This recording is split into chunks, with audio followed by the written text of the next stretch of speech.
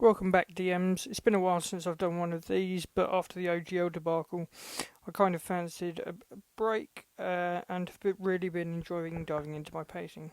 But it's about time I should finish this Call the Netherdeep analysis. I also took a break from running D&D games. We had a couple of players out for Panto season, so played some One Ring and Alien, which was fun, but now I'm back into it and will start dropping some more monster analysis videos soon. I've got a real fun one coming up, which I'm really excited about using against my players. But enough about that, let's carry on. This episode we look at Chapter 5, The Drowned City.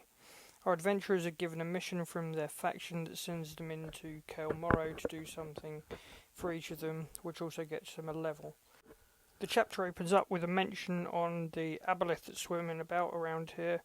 I've already done a video on breaking down using the creature in combat, so check that out, but I definitely think it would be a big help to you.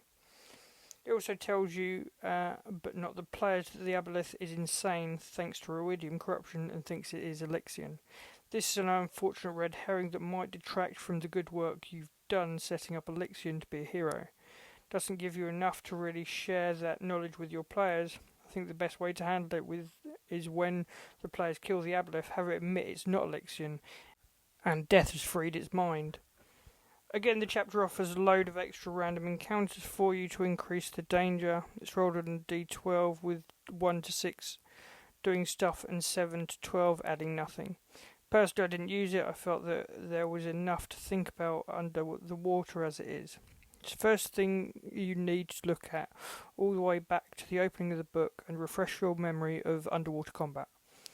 Now, it has a confusing thing on underwater pressure, so Call Morrow is so deep an hour of swimming counts as 4, but it doesn't tell you if you need more tests for exhaustion or increase the DC on the con save. Personally, what I did was increase the DC to 14. I think it's less punishing. Imagine making your players roll 4 saves and they fail all 4, then only need 2 to fail before they die. Also, at this point, unless you've been super generous, your party shouldn't have magic weapons to overcome the disadvantage on attacks or have swimming speeds. In my group, we only had 2 players who had swim speeds, so made for some interesting stuff. Players all need some kind of Ruidium item or corruption to enter the Netherdeep, but more on that later. First, when you go down, you might have a few allegiance people and potentially find a few items that could help in your underwater journey, and starts you on the water protected sections of the map. This is an ideal time to get your Moana type descriptions out as they look into the water. Combat encounter is against a corrupted giant shark. Something that's surprising about this shark is that it omits the shark's blood frenzy ability, which is an odd choice, but it makes it much less deadly than the shark earlier. Personally, I gave mine blood frenzy and it felt a better choice. It does have a couple of fun abilities like its Psychic Maelstrom and its Bite giving exhaustion, and it is also a nice addition. A party of 4 to 6 will easily dispatch only a single shark, so I suggest adding up a second for a decent challenge. If your players are working on for the Allegiance, your next fight is against the High Elf Galiokurda and its Shield Guardian. A Shield Guardian can have a spell stored in it, so I suggest having a Phantasmal Force stored in it ready to get used on the off chance. Make sure your Shield Guardian is within range for its bodyguard ability, otherwise you'll want to open with 2 Phantasmal Forces and do something fun with the illusion, like have each under its influence focus on a single player or each other, making them see their opponent. It's an intelligence save, so casting it on the party barbarian, monk, sorcerer or something like that will also give you a higher chance of success. After that, they can pretty much go anywhere except enter the Temple of Corellon unless they are a cleric of hers. Now, this is a pretty huge thing to keep a magical impassable barrier that stops anyone passing through. Like the other temples, this one is connected to the Jewel of 3 Prayers and will change it from Awakened to Exalted.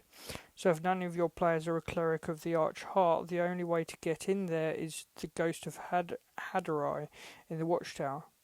Now once there, if your party are the shoot first, ask questions later lot, you'll need to do something to try and not let them murder their only chance of getting into the temple.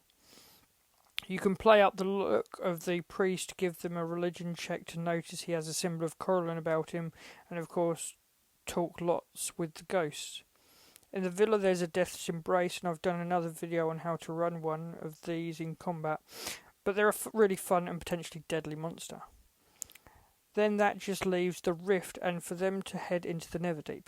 Now at this point, unless you've been incredibly generous with ruidium, your players will only have a couple of ruidium items, which I personally feel is the best way to do just a little damage from the pressure of the Netherdeep.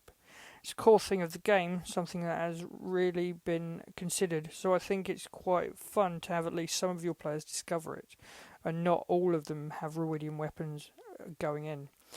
Then they'll flee out, and it should be advised they return to their faction and do some reporting, so they get to their next level, and then you can have that faction give the party their final mission and give them a ruidium item.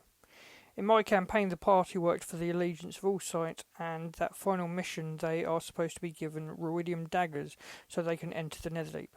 I personally think this is a bit rubbish, as really not many PCs are running around with daggers as their weapons of choice.